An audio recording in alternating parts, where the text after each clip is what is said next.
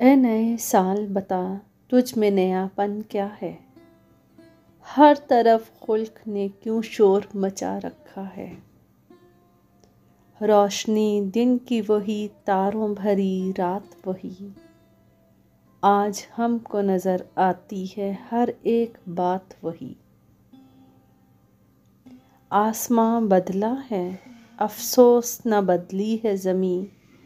एक हिंसे का बदलना कोई जिद्दत तो नहीं। अगले बरसों की तरह होंगे करीने तेरे। किसे मालूम नहीं 12 महीने तेरे।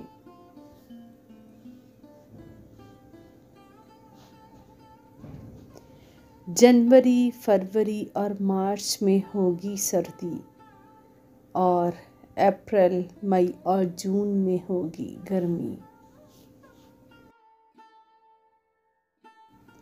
तेरा मन दहर में कुछ खोएगा कुछ पाएगा।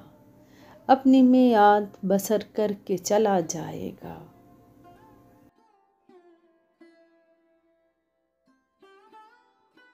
तू नया है तो दिखा सुबह नई शाम नई, वरना इन आँखों ने देखे हैं नए साल कई।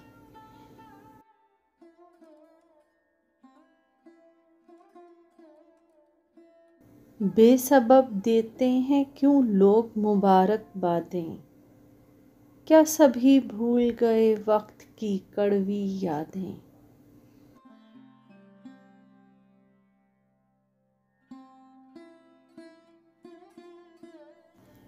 तेरी आमद से घटी उम्र जहाँ से सबकी।